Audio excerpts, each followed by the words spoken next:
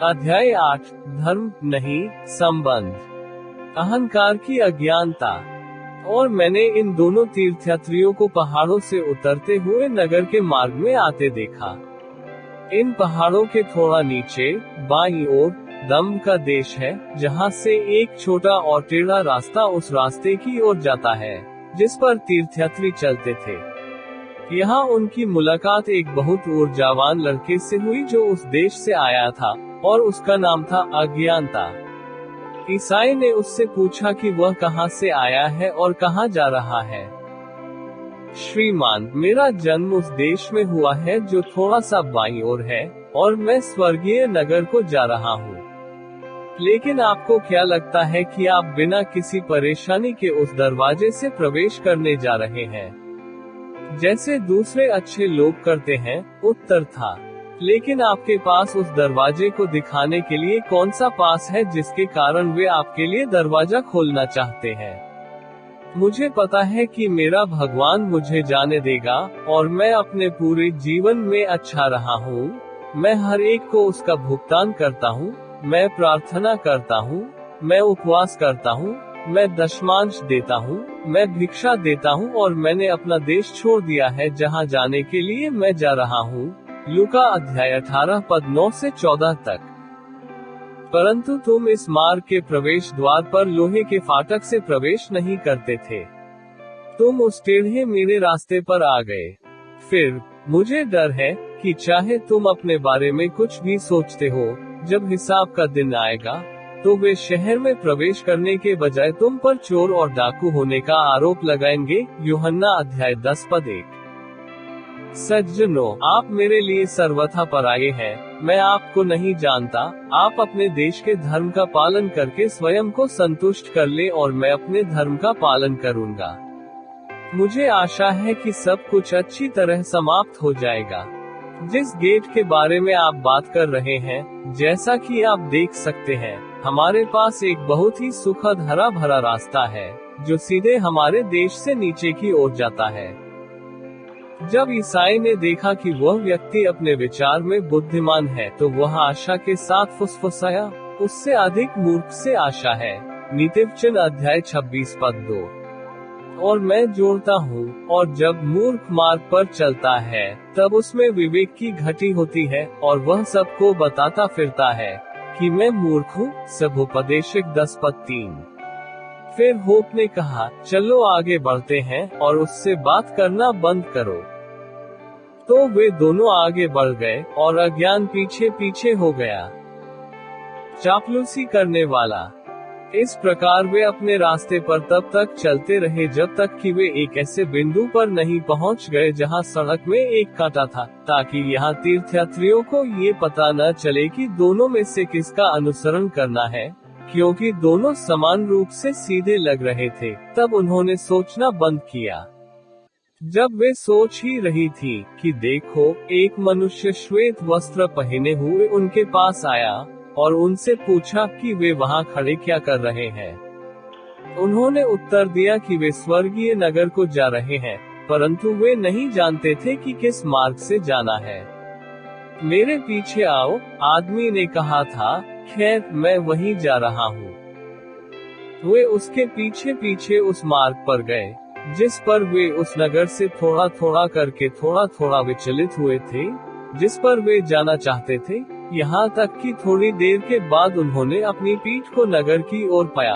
हालांकि उन्होंने उसका पीछा करना जारी रखा, परंतु थोड़ी देर के बाद, इससे पहले कि वे इसे जानते, वह उन्हें एक जाल के भीतर ले गया था जिसमें वे दोनों फंस गए थे।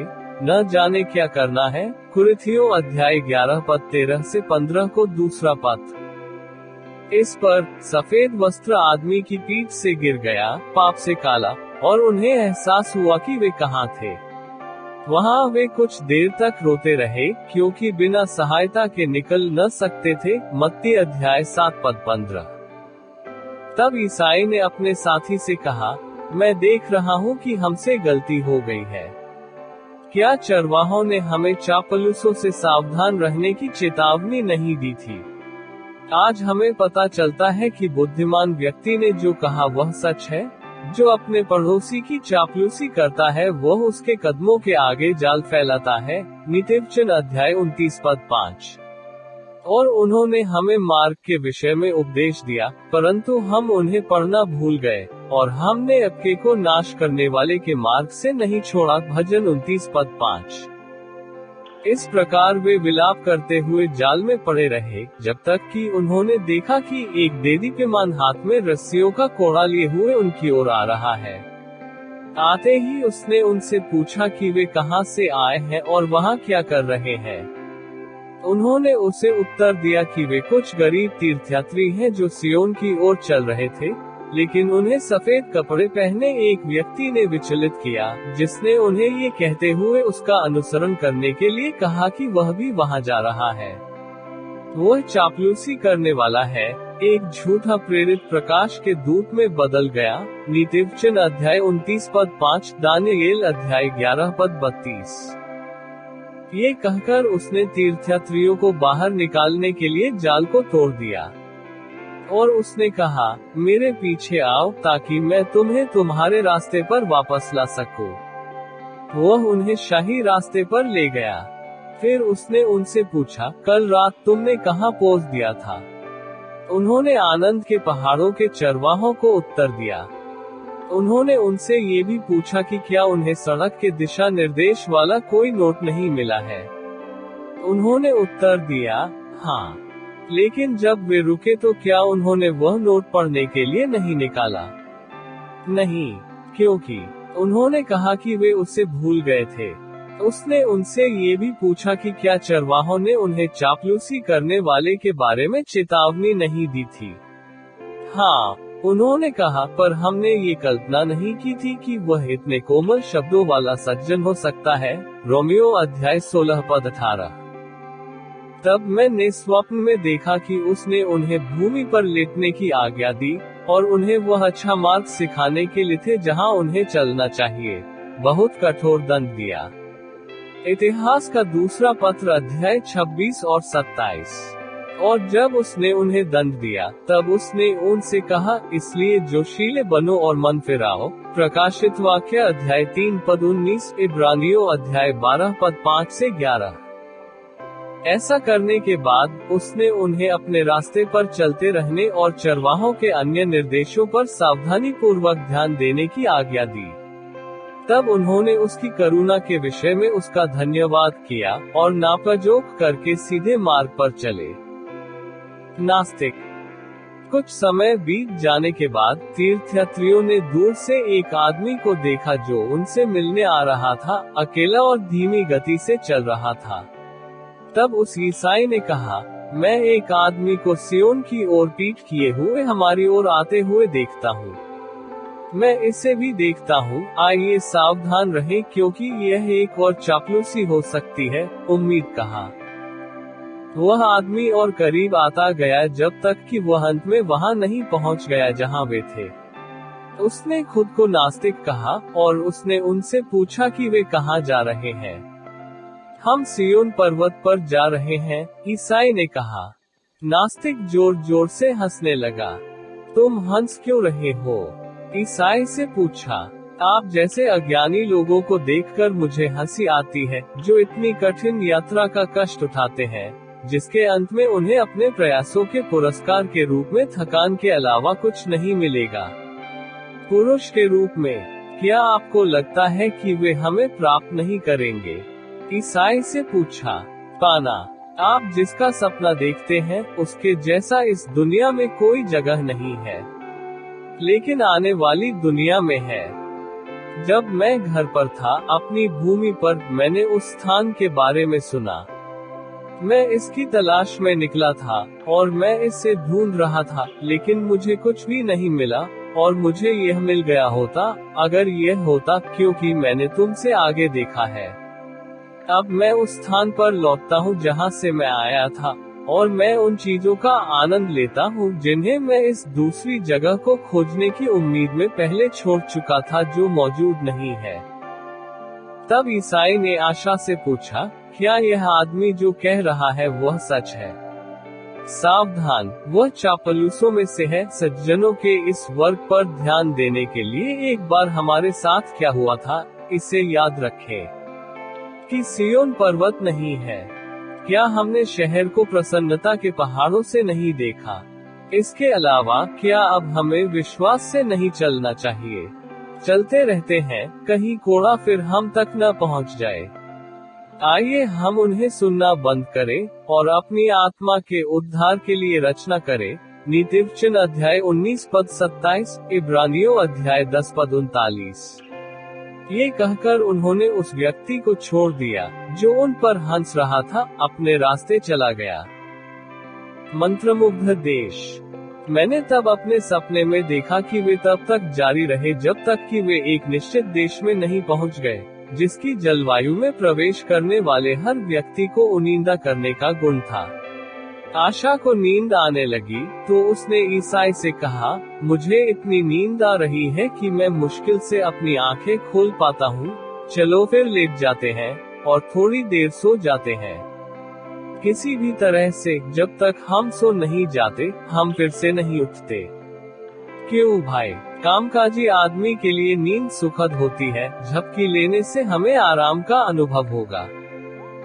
याद रखें कि एक चरवाहे ने हमें मंत्रमुग्ध देश की देखभाल करने के लिए कहा था। इससे वह चाहते थे कि हम ये समझें कि हमें इसमें नहीं सोना चाहिए। इसलिए जैसा दूसरे करते हैं वैसा हम न करें, बल्कि हम जागते रहें और सावधान रहें। थिस्सलुनीकियों का पहला पत्र अध्याय 5 पद 6। होप ने उत्तर दिया, मैं कबूल करता हूँ कि मैं सही नहीं हूँ, और अगर मैं यहाँ अकेला होता तो मुझे मौत का खतरा होता।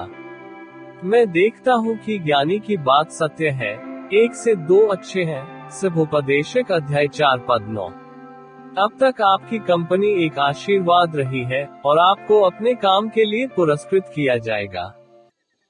खैर, नींद से बचने के लिए कुछ दिलचस्प बात करते हैं। ईसाई का सुझाव दिया। हम कहां से शुरू करें? जहां भगवान ने हमारे साथ शुरुआत की। लेकिन आप कृपया शुरू करें। क्या आपका मतलब है कि पहली बार मैंने अपनी आत्मा की भलाई का ख्याल रखना शुरू किया? हाँ, मेरा यही मतलब है। वफादार की यादें, आशा अपने रूपांतरण का वर्णन करती है। होप ने कहा, ठीक है, मुझे नहीं पता था कि क्या करना है, इसलिए मैंने विश्वासियों से बात की, क्योंकि वह और मैं एक दूसरे को अच्छी तरह जानते थे। मैंने सोचा, अगर किसी आदमी पर कर्ज हो जाता है, लेकिन बाद में वह जो खर्च करता है, उसका भुगतान करता है, तो उसके पास अभी भी पुराना कर्ज है। अपने पापों के लिए मैं परमेश्वर का ऋणी हूँ, परंतु अभी सुधरने से बात नहीं सुलझेगी। उसने मुझसे कहा कि जब तक मुझे ऐसे व्यक्ति से न्याय नहीं मिला जिसने कभी पाप न किया हो, तब तक न तो मेरा अपना न्याय और न ही संसार का सारा न्याय मुझे बचा सकता है। प्रभु यीशु मसीह सर्वशक्तिमान परमेश्वर है जो मेरे लिए मरे, वही है जिनके लिए वे गिने जाते हैं और मेरे खाते में आरोपित किए जाते हैं, यदि मैं उन पर विश्वास करता हूँ। और भक्तों ने इसका क्या जवाब दिया? उसने मुझसे प्रभु यीशु के पास जाने की विनती की। तो मैंने उससे कहा कि ये दिखावा होगा, लेकिन उसने कहा नहीं, क्योंकि मुझे उसके पास जाने के लिए आमंत्रित किया गया था। मत्ती अध्याय 11 पद 28। फिर उसने मुझे स्वतंत्र रूप से आने के लिए प्रोत्साहित करने के लिए मसीह के आरोपों पर एक पुस्तक दी, और उस पुस्तक के बारे में कहा कि इसमें हर बिंदु और बिंदु स्वर्ग और पृथ्वी की तुलना में एक वास्तविकता है। मत्ती अध्याय 24 पद 30-5। तो मैंने उससे पूछा कि जब वह आए तो मुझे क्या करना चाहिए, और उसने मुझे उत्तर दिया। उसने मुझसे कहा कि मुझे अपने घुटनों पर बैठना चाहिए, और अपने पूरे दिल और अपनी पूरी आत्मा से पूछना चाहिए कि पिता इसे मुझ पर प्रकट करेगा। भजन 90:5 छंद, दानियेल अध्याय 6 पद 10, यिर्मयाह अध्याय 20:9 छंद 12 और 13। फिर वह उससे पूछता रहा, मेरी प्रार्थना कैसी होनी चाहिए? और उसने मुझसे कहा, जाओ और तुम उसे अपने अनुग्रह के सिंहासन पर पाओगे, जहां वह सदैव उन सब को क्षमा करने के लिए रहता है जो उसके पास आते हैं, निर्गमन अध्याय 25 पद 22, लेव्य व्यवस्था अध्याय 16 पद 2, गिनती अध्याय 7 पद 79, इब्रानियों अध्याय 4 पद 16। वह उम्मीद गिनता रहा। मैंने उससे कहा कि जब मैं उसके पास आया तो मुझे नहीं पता था कि क्या कहूँ।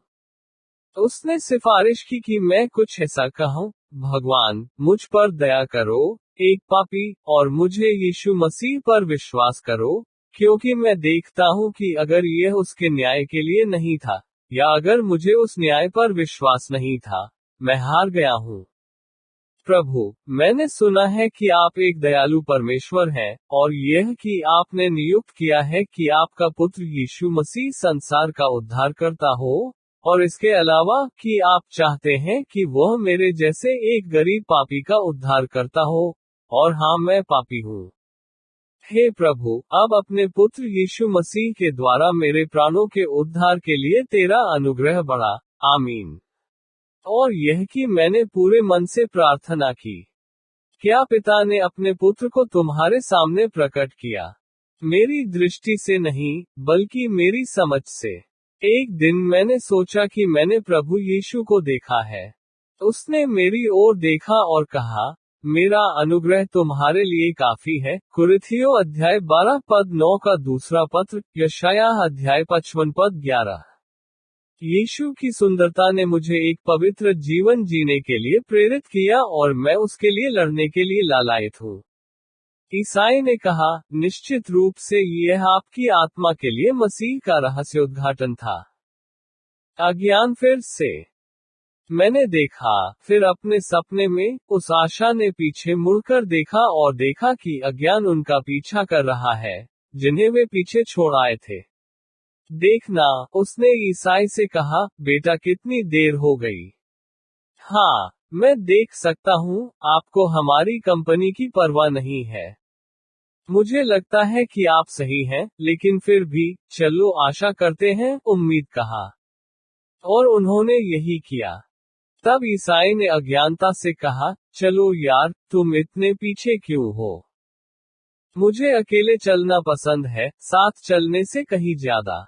हमें बताओ, भगवान और तुम्हारी आत्मा अब कैसे है? ईसाई से पूछा। मुझे आशा है कि यह ठीक है, कहा अज्ञान, मेरा दिल मुझसे कहता है।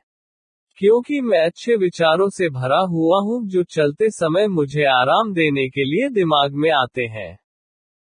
ये भ्रामक हो सकता है, क्योंकि मनुष्य का हृदय उसे प्राप्त करने की आशा के साथ सांत्वना देता है जिसे प्राप्त करने का उसके पास कोई कारण नहीं है। लेकिन मेरा दिल और मेरी जिंदगी मेल खाती है, इसलिए मुझे आशा है कि मेरी आशा अच्छी तरह से स्थापित है। मेरा दिल मुझसे कहता है कि ऐसा है। जब तक परमेश्वर का वचन इसकी गवाही नहीं देता, कोई भी अन्य गवाही बेकार है। मुझे समझाने दो, परमेश्वर का वचन कहता है, कोई धर्मी नहीं, एक भी नहीं। ये भी कहता है, मनुष्य के मन की नीयत उसकी जवानी से ही बुरी होती है। रोमियो अध्याय 3 पद 10, 12 और 23, और अध्याय 8 पद 6, उत्पत्ति अध्याय 6 पद 5, और अध्याय 8 पद 21। अब, जब हम अपने बारे में ऐसा सोचते हैं, तो वे अच्छे विचार हैं, क्योंकि वे परमेश्वर के वचन से मेल खाते हैं। मुझे कभी विश्वास नहीं होगा कि मेरा दिल इतना खराब है, अज्ञानता का जवाब दिया। परमेश्वर का वचन कहता है कि मनुष्य के मार्ग स्वभाव से दुष्ट है। लेकिन जब मनुष्य अपने तरीकों के बारे में समझदारी से सोचता है, तो उसका दिल विनम्रतापूर्वक उस निर्णय को स्वीकार करता है। भजन 125 पद 5, नीतिवचन अध्याय 2 पद 15, रोमियो अध्याय 3 पद 9 से 18। ईश्वर हमें हमसे बेहतर जानता है। लेकिन अज्ञान ने जोर देकर कहा कि भगवान उसे स्वीकार करेंगे क्योंकि वह अपने धार्मिक कर्तव्यों को पूरा कर रहा था। ईसाई ने क्रूस के सामने अपने स्वयं के अनुभव को याद करते हुए उत्तर दिया, यह आपके कार्य नहीं है, बल्कि आपके हृदय को भगवान द्वारा जीतना है। तुम्हारा यह विश्वास कपटपूर्ण है, और सर्वशक्तिमान परमेश्वर के दिन में तुम्हें क्रोध की दया पर छोड़ देगा। क्योंकि वह विश्वास जो वास्तव में धर्मी ठहराता है, जब ये कानून द्वारा खोई हुई अपनी स्थिति के प्रति संवेदनशील होता है, यह आत्मा को मसीह की धार्मिकता में शरण लेने के लिए उड़ाता है। उसकी यह धार्मिकता अनुग्रह का कार्य नहीं है जिसके द्वारा वह आपकी आज्ञाकारिता को परमेश्वर द्वारा स्वीकार करता है, लेकिन हमारे लिए करने और कष्ट उठाने में मसीह की व्यवस्था के प्रति व्यक्तिगत आज्ञाकारिता हमसे अपेक्षित है, और यह परमेश्वर द्वारा स्वीकार किया जाता है। मैं पुष्टि करता हूँ कि सच्चा विश्वास मसीह की इस धार्मिकता को स्वीकार करता है, जिसके तहत आत्मा शरण लेती है, और इसके द्वारा भगवान के सामने दोषरहित प्रस्तुत किया जाता है, स्वीकार किया जाता है, और निंदा से मुक्त होता है। ईसाई ने कहना जारी रखा, ओह, क्या आप हमसे अपेक्षा करते हैं कि हम विश्वास करें कि मसीह ने अपने व्यक्ति में क्या किया है, चाहे उसने हमारे लिए कुछ भी किया हो। ये घमंड हमारी अभिलाषाओं पर खुली लगाम देगा और सहन करेगा कि हम अपनी इच्छाओं के अनुसार जीते हैं, क्योंकि इससे क्या फर्क पड़ता है कि हम कैसे जीते हैं यदि हम मसीह की व्यक्तिगत धार्मिकता द्वारा हर चीज से न्यायोचित ठहराए जा सकते हैं, यदि हम ऐसा विश्वास करते हैं। रोमियो अध्याय 6 पद 1। और उसने ये भी कहा, हाँ, तुम भी मसीह की इस धार्मिकता में उद्धार के लिए विश्वास के सच्चे प्रभावों से अनभिज्ञ हो, जो कि झुकना और मसीह में परमेश्वर को अपना हृदय देना, उसके नाम, उसके वचन, उसके मार्ग और उसके प्रेम से प्रेम करना है। लोग, जैसा कि आप अपनी अज्ञानता में कल्पना नहीं करते हैं। ये कहने के लिए आशा बाधित हुई, उससे पूछो कि क्या कभी मसीह स्वर्ग से उसके सामने प्रकट हुआ था। किस अज्ञान ने उत्तर दिया, क्या आप ऐसे व्यक्ति हैं जो खुलासे पर भरोसा करते हैं? मुझे ऐसा लगता है कि आप दोनों और बाकी लोग इस विषय पर जो कहते हैं वह जंगली दिमाग का फल है। लेकिन भाई, कहा आशा, मसीह परमेश्वर में इतना छिपा हुआ है, शरीर की प्राकृतिक चिंताओं से सुरक्षित है, कि वह उद्धार के लिए किसी को भी नहीं जान सकता, जब तक कि पिता परमेश्वर स्वयं को उन पर प्रकट न करे। मत्ती अध्याय 11 पद 27, कुरिन्थियों अध्याय को पहला पत्र 12 पद 3, इफिसियों अध्याय 1 पद 18 और 19। ये तुम्हारा विश्वास है, लेकिन मेरा नहीं, और मेरा तुम्हारा जितना अच्छा है। जागो, देखो तुम्हारी दशा कितनी बदनसीब है। ईसाई ने कहा, और प्रभु यीशु के पास और उसके धर्म के अनुसार, जो परमेश्वर की धार्मिकता है, फुर्ती करो, क्योंकि वह स्वयं परमेश्वर है, तुम दंड से छुड़ाए जाओगे। अज्ञान रुक गया। मेरा विश्वास तुम्हारा जितना अच्छा है, कहा, लेकिन मैं तुम्हारे साथ नहीं रह सकता। आगे बढ़ो, और मैं तुम्हारे पीछे जाऊंगा। वैसे भी, चलो, मेरे अच्छे साथी आशा। जाहिर है फिर से अकेले ही चलना होगा, ईसाई ने कहा। वे बहुत आगे बढ़ते चले गए, उनके पीछे अज्ञान लंगड़ाता हुआ। तब ईसाई ने अपने साथी से कहा, मुझे इस गरीब आदमी पर बहुत दया आ रही है, निश्चित रूप से अंत में इसका बहुत बुरा होगा। हमारे शहर में उनके जैसे और भी कई हैं। आशा व्यक्त की, पूरे परिवार, हाँ, सड़कें भरी हुई हैं, और तीर्थयात्री भी। और यदि हमारे क्षेत्र में इतने सारे हैं, तो सोचिए कि जिस स्थान पर उनका जन्म हुआ था, वहां और कितने होंगे। वैसे ही उसका वचन कहता है, और उनकी आंखें ऐसी मूंद ली गई हैं, कि वे अपनी आंखों से नहीं देखते। प्रेरितों के काम 28 पद 27। क्या आपको ऐसा लगता है कि उन्हें कभी भी पाप का बोध नहीं हुआ है और उन्हें इस बात का कोई डर नहीं है कि उनकी स्थिति कितनी खतरनाक है? मुझे ऐसा लगता है, लेकिन क्योंकि वे अज्ञानी हैं, वे यह नहीं समझते हैं कि ये विश्वास उनके अपने भले के लिए है, इसलिए वे उन्हें दबाने की पूरी कोशिश करते हैं, और यह मानते रहते हैं कि वे अपने दिल के रास्ते में सही हैं। नीतिवचन अध्याय 14 पद 12, और अध्याय 21 पद 2, यहूदा अध्याय 21 पद 25। आशा मेल खाती है। मैं कहता हूँ कि डर मनुष्य के लिए अच्छा होता है। यह उसे तीर्थ यात्रा करने के लिए तैयार करता है। यहोवा का भय ईसाई को ठीक किया। ये ज्ञान की शुरुआत है। अय्यूब अध्याय 28 पद 28, भजन 111 पद 10, नीतिवचन अध्याय 1 पद 7 और अध्याय 9 पद 10। दृढ़ विश्वास के कारण सही भय जो हृदय को उद्धार के लिए मसीह से चिपटने के लिए प्रेरित करता है। ये शुरू होता है और परमेश्वर, उसके वचन और उसके तरीकों के प्रति एक महान श्रद्धा पैदा करता रहता है। सोने का शहर, बेउला देश से दृश्य। तब मैंने स्वप्न में देखा कि मुगध भूमि से तीर्थयात्री गुजरे हैं और बेउला देश में प्रवेश किया है, जिसका वातावरण बहुत ही मधुर और सुखद है और चून की सड़क इस देश से होकर गुजरती है। तीर्थयात्रियों ने कुछ समय के लिए वहां आराम किया। वहां उन्हें पक्षियों के गीत सुनना और खेतों में फूलों को देखना अच्छा लगता था। इस भूमि पर दिन रात सूरज चमकता रहता है, क्योंकि यह मृत्यु की छाया की घाटी से परे है और निराशा के दानव की पहुंच से भी परे है। यहाँ वे उस नगर के सामने थे जहाँ वे जा रहे थे। उन्होंने इसके कुछ निवासियों को भी पाया, क्योंकि इस देश में देदीप्यमान प्राणी चलते थे, क्योंकि यह आकाश के बगल में है। वहाँ उन्होंने नगर से यह शब्द आते सुना कि सियोन की बेटी से कह, देख, तेरा छुड़ाने वाला आता है, उसका प्रतिफल उसके पास और उसके सामने उसका काम देख। यहाँ देश के सब निवासी उन्हें पवित्र लोग और यहोवा के छुड़ाए हुए कहते थे। यशायाह अध्याय 62 पद 4 से 12। वे शहर के जितने करीब गए, उन्हें इसका उतना ही स्पष्ट दृश्य मिला।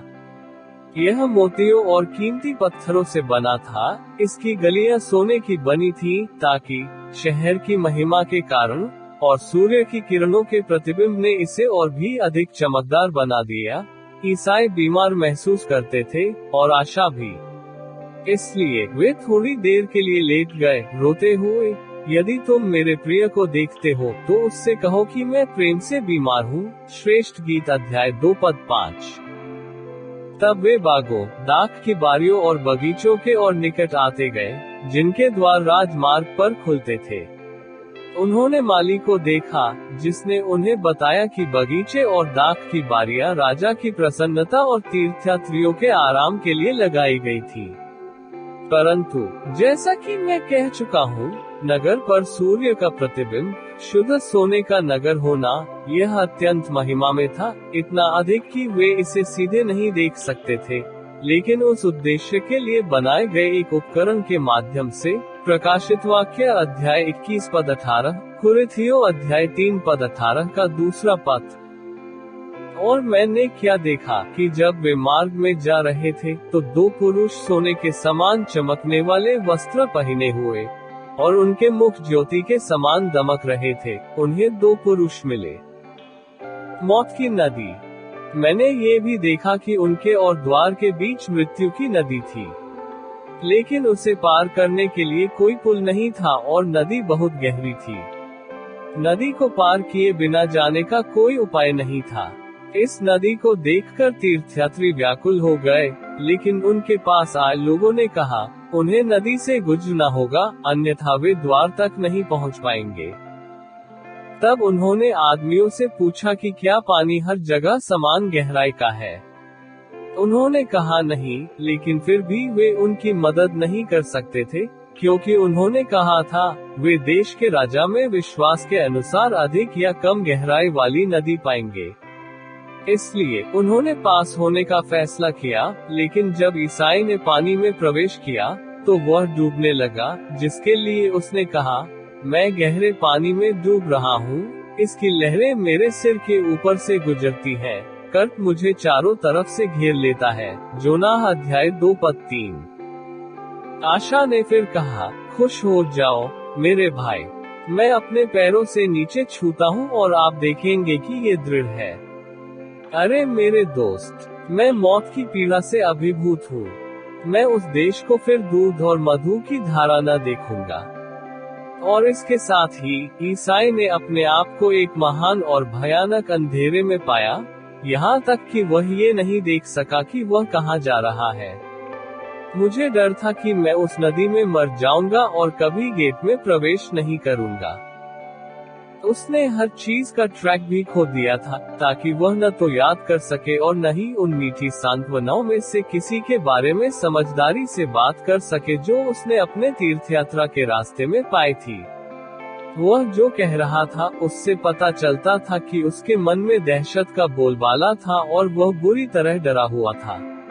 यहाँ भी उसे उन पापों की याद सताने लगी थी जो उसने पहले किए थे और जब से उसने अपनी तीर्थ यात्रा शुरू की थी। उन्होंने राक्षसों और बुरी आत्माओं को देखा, उन्होंने कहा। तब होप ने अपने भाई के सिर को पानी के ऊपर रखने की कोशिश में खुद को मुसीबत में पाया। हाँ, बीच बीच में वह डूब जाता और फिर अधमरा निकल आता। आशा ने ये कहते हुए उसे दिलासा देने की हर संभव कोशिश की। भाई, मैं दरवाजा देखता हूँ और आदमी हमारी प्रतीक्षा कर रहे हैं। ईसाई ने उत्तर दिया, यह आप ही हैं जिनकी वे प्रतीक्षा कर रहे हैं। आपने पहली बार जब मैं आपसे मिला था तब से अपनी आशा रखी है। हे मेरे भाई, ये क्लेश और कड़वाहट जो तू इन जल में से होकर जाता है, यह इस बात का चिन्ह नहीं है कि परमेश्वर ने तुझे त्याग दिया है, परंतु वे तुझे परखने के लिए भेजे गए हैं और देखे कि क्या तुझे उसकी भलाई के द्वारा प्राप्त हुआ स्मरण है कि नहीं, कि तुम अपने क्लेशों के बीच उस पर भरोसा रखो। हिम्मत न हारना। यीशु मसीह आपको बचाता है। यशायाह अध्याय 43 पद 2, लूका अध्याय 8 पद 50। अब ईसाई ने कहा, ओह, मैं उससे फिर से देखता हूँ और मैं उससे मुझसे ये कहते हुए सुनता हूँ, जब तुम पानी से गुजरोगे मैं तुम्हारे साथ रहूंगा, और जब वे नदियों के पास हो तब वे तुम्हें न डुबाएंगी। यशायाह अध्याय 43 पद 2। इससे दोनों खुश हो गए। शत्रु पत्थर की तरह स्थिर खड़ा रहा और बहुत जल्द उनके पैर वहां से नीचे की ओर निकल गए और वे बिना किसी परेशानी के बस निकल गए।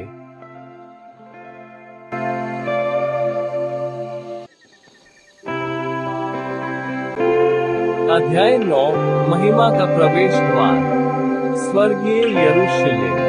नदी के दूसरे किनारे पर उन्हें दो देदीप्यमान पुरुष मिले, जिन्होंने उनका अभिवादन करते हुए कहा, हम मोक्ष के उत्तराधिकारियों की सेवा करने के लिए भेजी गई आत्माएं हैं। सब मिलकर दरवाजे की ओर बढ़े। उल्लेखनीय है कि नगर एक ऊंची पहाड़ी पर था, लेकिन तीर्थयात्री आसानी से चढ़ गए, क्योंकि देदीप्यमान प्राणियों ने उन्हें अपनी भुजा दी। उन्होंने अपने नश्वर वस्त्रों को भी पीछे छोड़ दिया था, क्योंकि यद्यपि वे उनके साथ नदी में प्रवेश करते थे, वे उनके बिना ही बाहर आ गए थे। कुरिन्थियों अध्याय 15 पद 51 से 57 को पहला पद। इस जगह की सुंदरता अकथनीय है। उनके साथियों ने उन्हें सूचना दी।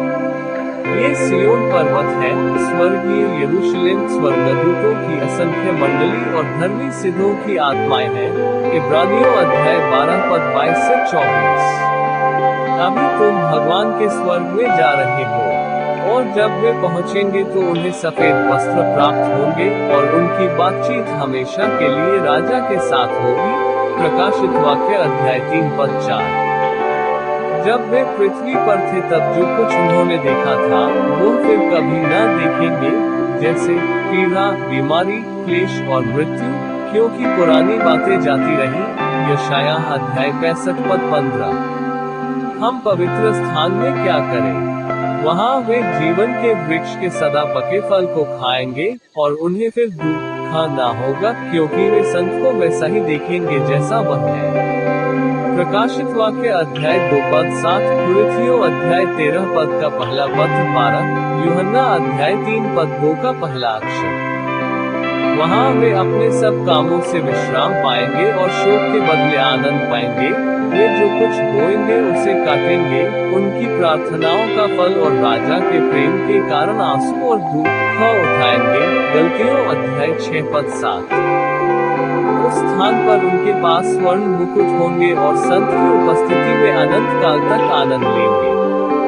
वहाँ भी वे उसकी स्तुति, प्रशंसा और धन्यवाद के साथ उसकी सेवा करेंगे, जिसकी वे दुनिया में सेवा करना चाहते थे, हालांकि उनके शरीर की कमजोरी के कारण बड़ी कठिनाई के साथ। आपकी आंखें देखकर प्रसन्न होंगी और आपके कान सर्वशक्तिमान की मधुर आवाज सुनेंगे। थिस्सलुनीकियों के लिए पहला पत्र 4 पद 13 से 16, यहूदा पद 14, दानियेल अध्याय 7 पद 9 और 10, कुरिन्थियों अध्याय का पहला पत्र 1 श्लोक 2 और 3। जैसे ही वे फाटक के पास पहुंचे, स्वर्गीय यजमान का एक दल उनसे मिलने के लिए निकला। 2 देदीप्यमान प्राणियों ने यजमानों से कहा, ये वे पुरुष हैं जो हमारे प्रभु से प्रेम करते थे जब वे संसार में थे और जिन्होंने उनके पवित्र नाम के प्रेम के लिए सब कुछ छोड़ दिया। और उसने हमें उनकी तलाश करने के लिए भेजा, और हम उन्हें उनकी लंबे समय से प्रतीक्षित यात्रा पर यहाँ लाए हैं, ताकि वे प्रवेश कर सके और उद्धारक के चेहरे को देखने का आनंद उठा सके। इस पर स्वर्गीय यजमानों ने खुशी की आवाज के साथ कहा, धन्य है वे जो मेमने के विवाह के लिए बुलाए गए हैं। प्रकाशित वाक्य अध्याय 19 पद 9। राजा के कुछ संगीतकार भी उन्हें प्राप्त करने के लिए निकले, चमकदार सफेद कपड़े पहने, जो उनकी धुनों से आकाश में गूंज उठे, और गाते हुए और अपनी तुरहियां बजाते हुए उन्होंने ईसाई और उसके साथी को 10,000 स्वागत करते हुए बधाई दी। कहने को तो ये दोनों व्यक्ति उनके पहुंचने से पहले ही स्वर्ग में थे। स्वर्गदूतों की यात्रा और उनके मधुर स्वरों को सुनकर अभिभूत महसूस करना। यहाँ से वे शहर को भी देख सकते थे, और उन्हें लगा कि उन्होंने अपने आगमन का जश्न मनाने के लिए इसकी घंटियों को बजते हुए सुना है। और सबसे बढ़कर खुशी और उत्कट विचार की वे स्वयं ऐसी संगति में रहेंगे, और हमेशा हमेशा के लिए उन्हें इतना शानदार आनंद दिया जिसे कोई जीभ या कलम व्यक्त नहीं कर सकती थी। तीर्थ यात्रा का समापन। और वे फाटक के पास आए, और उस पर सोने के अक्षरों में यह वचन लिखा हुआ देखा कि धन्य है वे जो उसकी आज्ञाओं को मानते हैं। नगर के फाटकों से प्रवेश करो। प्रकाशित वाक्य अध्याय 22 पद 14। मैंने तब अपने सपने में देखा कि चमकते हुए प्राणियों ने उन्हें दरवाजे पर दस्तक देने के लिए कहा, जो उन्होंने किया, और कुछ दरवाजे की ओर देखते हुए दिखाई दिए, जिनसे कहा गया, ये तीर्थयात्री विनाश के शहर से प्रेम के लिए आए हैं। इस जगह का राजा है। फिर प्रत्येक तीर्थयात्री ने शुरुआत में प्राप्त प्रमाण पत्र को सौंप दिया। इन्हें राजा के पास लाया गया, और जब राजा ने उन्हें पढ़ लिया, तो पूछा, ये मनुष्य कहाँ है? वे द्वार पर है, उत्तर था। राजा ने ये कहते हुए द्वार खोलने का आदेश दिया। द्वार खोलो, और धर्मी लोग सत्य के संरक्षक प्रवेश करेंगे। यशायाह अध्याय 26 पद 2।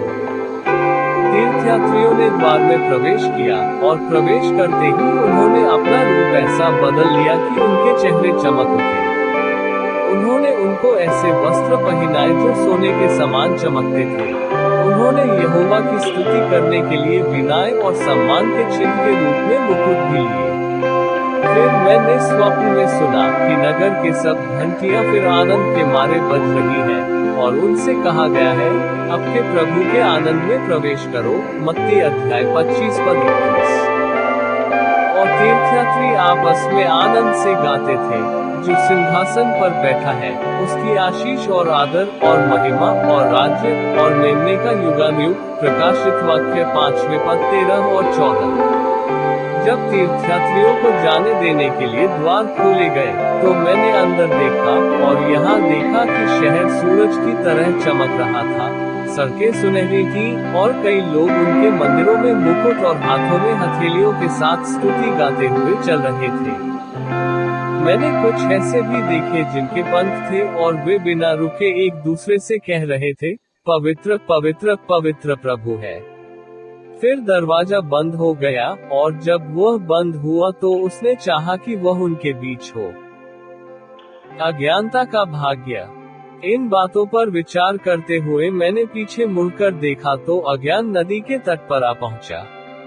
उसने इसे बहुत जल्द पार कर लिया, और दोनों तीर्थयात्रियों की आधी कठिनाई के बिना, क्योंकि ऐसा हुआ कि उस समय विनहोप नाम का एक नाविक था, जिसने उसे अपनी नाव में पास किया, और इसलिए अज्ञान भी द्वार तक पहुंचने के लिए पहाड़ी पर चढ़ गया, लेकिन वह अकेला था। प्रोत्साहन के एक शब्द के साथ उनका अभिवादन करने के लिए कोई नहीं आया। जब वह दरवाजे पर पहुंचा तो उसकी नजर ऊपर लिखे अक्षरों पर पड़ी। उसने खटखटाना शुरू किया, यह मानते हुए कि उसे जल्द ही अंदर जाने दिया जाएगा, परंतु जो मनुष्य उसके ऊपर झुक गए थे, उन्होंने उससे इस प्रकार पूछा कि तू कहां से आता है? आप क्या चाहते हैं? उसने उत्तर दिया, मैंने राजा के सामने खाया पिया है और उसने हमारे चौकों में उपदेश दिया है। लूका अध्याय 13 पद 24 से 28। तब उन्होंने राजा को दिखाने के लिए उसका प्रमाण पत्र मांगा, लेकिन उन्होंने व्यर्थ खोजा, उनके पास कोई प्रमाण पत्र नहीं था। फिर उन्होंने उससे पूछा, क्या तुम्हारे पास प्रमाण पत्र नहीं है? आदमी ने एक शब्द का उत्तर नहीं दिया। उन्होंने राजा से कहा, लेकिन वह उसे देखने के लिए नीचे नहीं जाना चाहता था, इसके बजाय उसने 2 देदीप्यमान प्राणियों को अज्ञानता को दूर करने का आदेश दिया, उसके हाथ और पैर बांध दिए। तब वे उसे ले गए और पहाड़ी की ओर के फाटक पर ले गए और वहां छोड़ दिया। तब मैं समझ गया कि महिमा के द्वारों से भी नरक का मार्ग है और विनाश के नगर से भी। इस पर मैं जाग उठा और क्या देखा कि यह सब स्वप्न था। लेखक से प्रतिबिंब के शब्द। तो पापी, तुम क्या कहते हो? आपका दिल कहाँ है? क्या तुम दौड़ोगे? क्या आपने सब कुछ त्यागने का संकल्प लिया है? पथ ले लो, उस पर दौड़ो और अंत तक सहन करो, और ईश्वर आपको एक विजयी यात्रा दे। अलविदा। जॉन बुनन। निष्कर्ष। पाठक, मैंने आपको अपनी कहानी बता दी है। आइए देखें कि क्या आप इसकी व्याख्या मुझे या अपने आप को या अपने पड़ोसी से कर सकते हैं। लेकिन सावधान रहें कि इसका गलत अर्थ न निकालें, क्योंकि यदि ऐसा होता है तो आप अच्छा करने के बजाय बुराई करेंगे, क्योंकि तुम उसका गलत अर्थ निकालकर अधर्म को उत्पन्न करते हो। तुम भी ख्याल रखना, अति पर जाना और मेरे स्वप्न के विवरण से खेलना, और न ही मेरे दृष्टांतों या तुलनाओं से तुम हंसे या व्यर्थ बहस करो। लड़कों और मूर्खों को छोड़ दो, लेकिन क्या आप मेरे विषय के सार को समझते हैं? पर्दे खोलो, उनके पीछे देखो, मेरे रूपकों की तलाश करो और इसमें असफल मत हो। यदि तुम उन्हें अपने सच्चे मन से खोजना चाहते हो तो वे उपयोगी होंगे।